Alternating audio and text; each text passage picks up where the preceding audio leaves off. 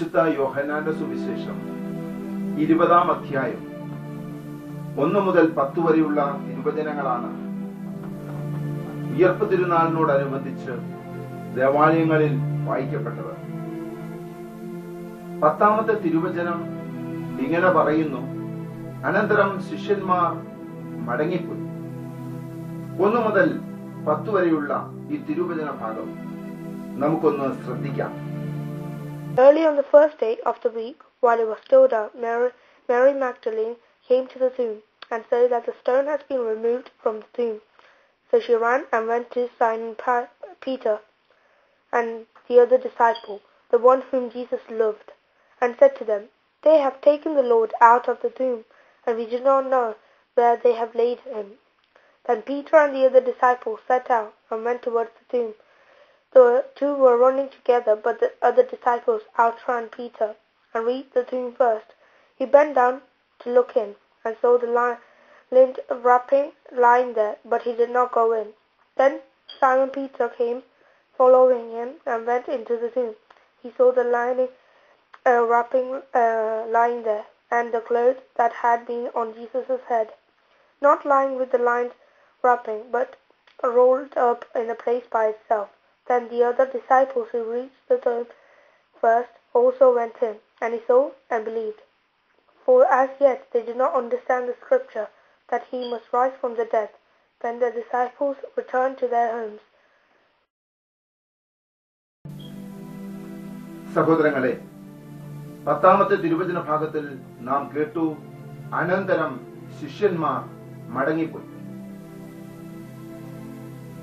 എന്ത് സംഭവിച്ചതിനു ശേഷമാണ് ശിഷ്യന്മാർ മടങ്ങിപ്പോയതെന്ന് തിരിച്ചറിയുവാൻ 9-ാമത്തെ വചനം നമുക്ക് കുറച്ചുകൂടെ ശ്രദ്ധിക്കാം.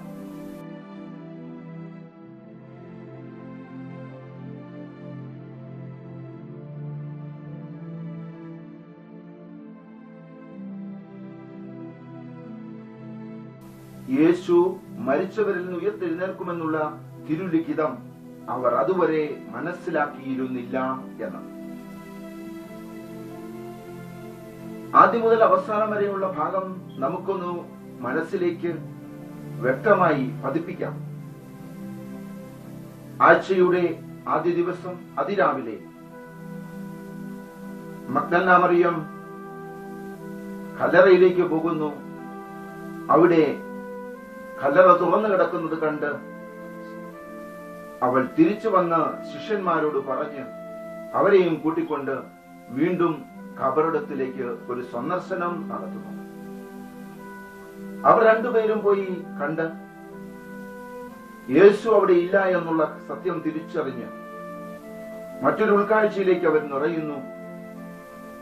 താൻ ജീവിച്ചിരുന്ന സമയത്ത് പറഞ്ഞിരുന്നതുപോലെ അവൻ ഉയർത്തെഴുന്നേറ്റു എന്നുള്ള സത്യം അവർ തിരിച്ചറിഞ്ഞു.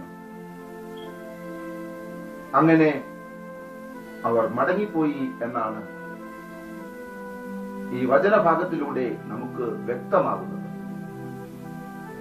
സഹോദരങ്ങളെ, വിശുദ്ധ കുർബാന അർപ്പണ സമയത്ത് നാം ഇങ്ങനെ കേൾക്കാറുണ്ട്: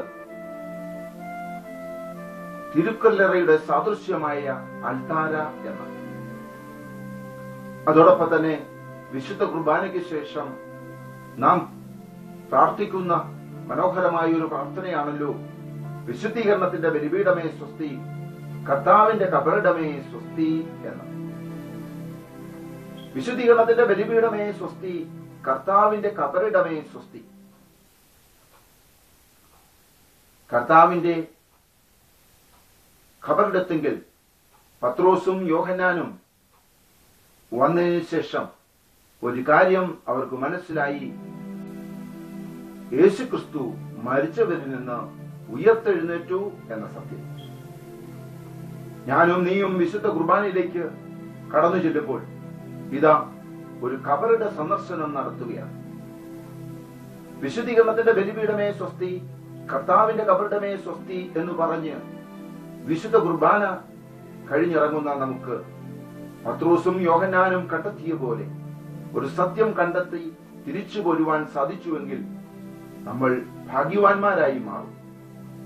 നമ്മുടെ പ്രതിസന്ധികൾ മാറ്റുവാൻ കഴിവുള്ളവൻ, നമ്മുടെ പ്രയാസങ്ങൾക്ക് സൗഖ്യം നൽകുവാൻ കഴിവുള്ളവൻ, രോഗങ്ങൾക്ക് ശാന്തി നൽകുവാൻ കഴിവുള്ളവൻ, അസാധ്യ കാര്യങ്ങൾ സാധ്യമാക്കുവാൻ കഴിയുന്നവൻ മരിച്ചിട്ടില്ല, അവൻ ഉയർത്തെഴുന്നേറ്റിട്ടുണ്ട് എന്ന സത്യം തിരിച്ചറിഞ്ഞ് വിശ്വാസം പ്രാപിച്ച് നാം ദേവാലയത്തിൽ നിന്ന് തിരിച്ചു പോരുമ്പോൾ വിശുദ്ധ കുർബാന അർപ്പണം നമുക്കിതാ വളരെ ധന്യമായ ഒരു നിമിഷമായി മാറും.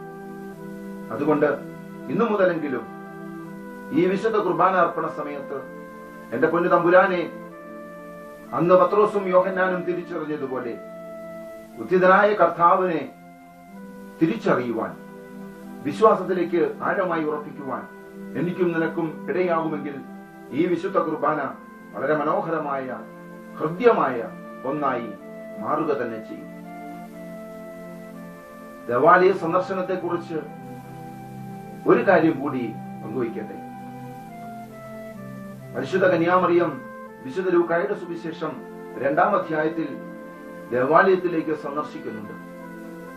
എന്തിനാണെന്ന് ചോദിച്ചാൽ യേശു ദേവാലയത്തിലുണ്ട് എന്ന് മനസ്സിലാക്കി അറിയാതെ നഷ്ടപ്പെട്ടു പോയ യേശുവിനെ തേടി പരിശുദ്ധ അമ്മയുടെ ഒരു യാത്ര. പരിശുദ്ധ കന്യാമറിയം യേശുവിനെ തിരക്കി ദേവാലയത്തിൽ ചെല്ലുമ്പോൾ ഈശോ ചോദിക്കുന്ന ഒരു ചോദ്യമുണ്ട്: എന്തിനാണ് നിങ്ങൾ എന്നെ അന്വേഷിച്ചത്? ഞാനും നീയും ദേവാലയത്തിലേക്ക് കടന്നു ചെല്ലുമ്പോൾ ഈശോയുടെ ഈ ചോദ്യത്തിന് ഉത്തരം കൊടുക്കുവാൻ എനിക്കും സാധിക്കണം. എന്തിനാണ് നീ എന്നെ അന്വേഷിക്കുന്നത്? എന്തായിരുന്നാലും നമുക്കറിയാം, അതിന്റെ അവസാനം പരിശുദ്ധ കന്യാമറിയത്തോടും യൗസപിതാവിനോടുമൊപ്പം യേശു താമസിക്കുവാൻ, യേശു വസിക്കുവാനായി അവരോടൊപ്പം യാത്ര പുറപ്പെട്ടതുപോലെ ഞാനും ദേവാലയത്തിൽ ചെല്ലുന്നത് എന്റെ ജീവിതത്തിലേക്ക് ഈശോയെ കൂട്ടിക്കൊണ്ടുവരുവാനാണ് എന്നുള്ള തിരിച്ചറിവ് മനസ്സിലാക്കുവാൻ, എന്റെ ജീവിതത്തിലേക്ക് ഈശോനെ കൂട്ടിക്കൊണ്ടുവരുവാനാണ്, എന്റെ ഭവനത്തിലേക്ക് ഈശോയെ കൂട്ടിക്കൊണ്ടുവരുവാനാണ് ഞാൻ ഇന്ന് ദേവാലയത്തിൽ പോകുന്നത് എന്ന് ഞാൻ മനസ്സിലാക്കേണ്ട സമയം അതിക്രമിച്ചിരിക്കുന്നു. വിശുദ്ധ യോഹന്നാന്റെ സുവിശേഷം 3-ാം അധ്യായത്തിൽ നമുക്ക് മറ്റൊരു മനോഹരമായ സംഭവം മനസ്സിലാക്കുവാൻ സാധിക്കും. നിക്കോദേമോസ് ഈശോയുടെ അടുത്ത് ചെന്നിട്ട് പറയുന്നുണ്ട്: നിന്നോടൊപ്പം ശക്തനായ ഒരുവൻ ഇല്ലെങ്കിൽ നിനക്ക് ഇങ്ങനെയുള്ള കാര്യങ്ങൾ ചെയ്യുവാൻ കഴിയില്ല എന്ന് തിരിച്ചറിഞ്ഞ പണ്ഡിതനായ നിക്കോദേമോസിനോട് ഈശോയുടെ മറുപടി ഇതാണ്: സത്യം സത്യമായി പറയുന്നു, ജലത്താലും പരിശുദ്ധാത്മാവിനാലും വീണ്ടും ജനിക്കാതെ ഒരുവനും സ്വർഗരാജ്യത്തിലേക്ക് പ്രവേശിക്കുകയില്ല എന്ന്. വീണ്ടും എങ്ങനെയാണ് ജനിക്കുന്നത് എന്ന് ഈ പണ്ഡിതൻ ചോദിക്കുന്നുണ്ട്. ഞാൻ എങ്ങനെ ഈ പ്രായമായ അവസ്ഥയിൽ വീണ്ടും അമ്മയുടെ ഉദരത്തിൽ പ്രവേശിക്കും എന്ന്. ഇവിടെ വ്യക്തമായി ഈശോ പറയുന്നുണ്ട്, ജലത്താലും പരിശുദ്ധാത്മാവിനാലും വീണ്ടും ജനിക്കാതെ ദൈവരാജ്യത്തിൽ പ്രവേശിക്കുവാൻ സാധിക്കുകയില്ല എന്ന്.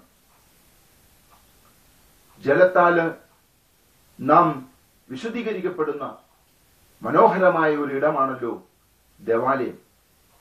മാമോദീസായിലൂടെ നാം ദൈവത്തിന്റെ മകനും മകളുമായി മാറിയ മനോഹര ഇടമാണ് ദേവാലയം.